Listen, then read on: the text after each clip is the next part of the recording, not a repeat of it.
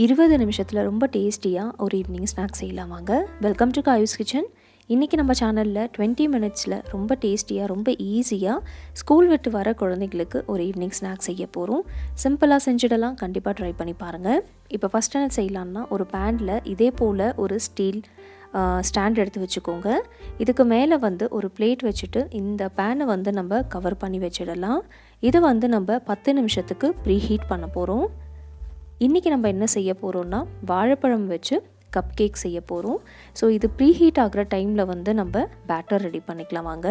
ஒரு பெரிய பவுல் எடுத்துக்கோங்க. இதில் 3 வாழைப்பழம் சேர்த்துக்கலாம்.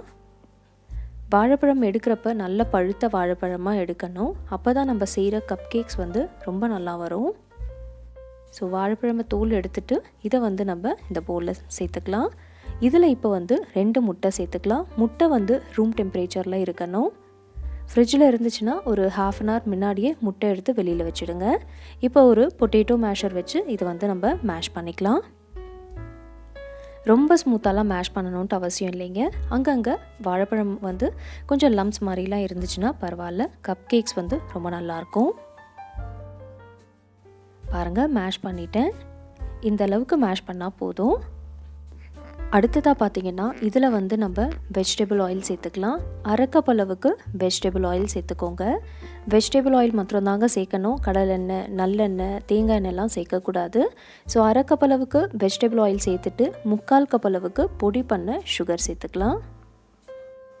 சுகர் சேர்த்துட்டு 1 டீஸ்பூன் அளவுக்கு வெனிலா எசன்ஸ் சேர்த்துக்கலாம். வெனிலா எசன்ஸ் சேர்க்குறப்ப முட்டையோட வாசனை வராது. இப்போ இதெல்லாம் சேர்த்துட்டு ஒரு முறை நல்லா மிக்ஸ் பண்ணிக்கலாம். பாருங்கள், இதை நம்ம நல்லா மிக்ஸ் பண்ணியாச்சு. அடுத்ததாக பார்த்தீங்கன்னா, இதில் 1 கப், அதுக்கப்புறம் 3/4 கப் அளவுக்கு மைதா மாவு சேர்த்துக்கலாம். 1 கப் சேர்த்தாச்சு. அடுத்ததாக 3/4 கப் அளவுக்கு சேர்த்துக்கோங்க. இதோட 1 டீஸ்பூன் அளவுக்கு பேக்கிங் பவுடர் சேர்த்துக்கலாம். அடுத்ததாக பார்த்தீங்கன்னா, 1/2 டீஸ்பூன் அளவுக்கு பேக்கிங் சோடா சேர்த்துக்கலாம். இப்போ இதில் 1/4 டீஸ்பூன் அளவுக்கு உப்பு சேர்த்துக்கலாம். இதெல்லாம் சேர்த்துட்டு நல்லா மிக்ஸ் பண்ணிக்கலாம். மிக்ஸ் பண்ணுறப்ப ரொம்ப ஃபாஸ்ட்டாலாம் மிக்ஸ் பண்ணாதீங்க, கொஞ்சம் ஸ்லோவாக மிக்ஸ் பண்ணுங்கள். பாருங்கள், நல்லா மிக்ஸ் பண்ணிவிட்டேன். பேட்டரோட கன்சிஸ்டன்சி பாருங்கள், இந்த அளவுக்கு இருக்கணும். பேட்டர் ரொம்ப தண்ணியாக இருக்கக்கூடாது, ரொம்ப திக்காகவும் இருக்கக்கூடாது, இந்த மாதிரி இருக்கணும். இப்போ நம்மளோட கப் கேக்ஸோட பேட்டர் ரெடியாக இருக்குது. இது இப்போ இருக்கட்டும். அடுத்ததாக பார்த்தீங்கன்னா, பேப்பர் கப்ஸ் எடுத்துக்கலாம். இது எதுக்கு யூஸ் பண்ணுறோம்னா, நம்ம அவனே இல்லாமல் பேனில் பேக் பண்ண போகிறோம்ல, அதுக்காக இதை யூஸ் பண்ண போகிறோம். ஸோ இதில் நம்ம பேட்டர் சேர்த்துக்கலாம். ஃபுல்லாலாம் சேர்க்கக்கூடாதுங்க. ஒரு 3/4 அளவுக்கு சேர்த்துட்டு 2 இல்லை 3 முறை நல்லா டேப் பண்ணிக்கோங்க. உள்ளதாக ஏர் பபிள் இருந்துச்சுன்னா அது வெளியில் வந்துடும்.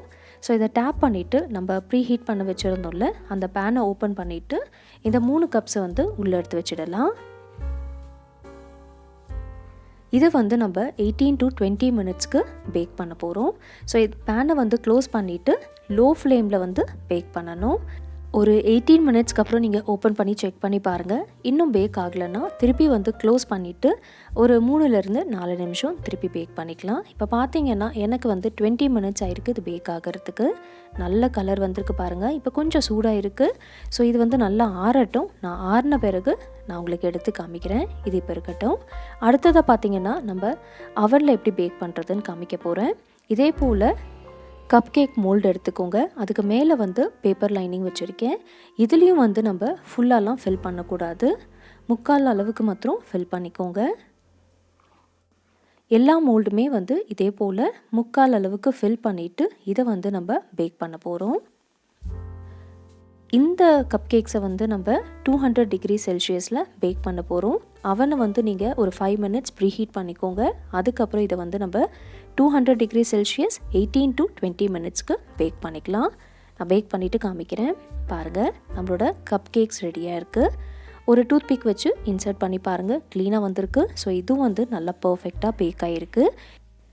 இப்போ பார்த்தீங்கன்னா, எல்லா பனானா கப் கேக்ஸுமே நல்லா ஆறிடுச்சு. நான் ஓப்பன் பண்ணி காமிக்கிறேன். உங்களுக்கு பார்க்குறப்பவே தெரியும் இந்த கப் கேக்ஸ் பாருங்கள் எந்த அளவுக்கு நல்லா ஸ்பாஞ்சியாக வந்திருக்கு. ரொம்ப ஈஸியாக செய்யலாம். கண்டிப்பாக நீங்கள் உங்கள் வீட்டில் செஞ்சு பாருங்கள்.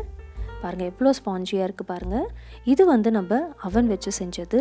அடுத்தது பார்த்திங்கன்னா அவனே இல்லாமல் நம்ம பேனில் பேக் பண்ணோம்ல, எவ்வளோ ஈஸியாக எடுக்க வருது பாருங்கள்.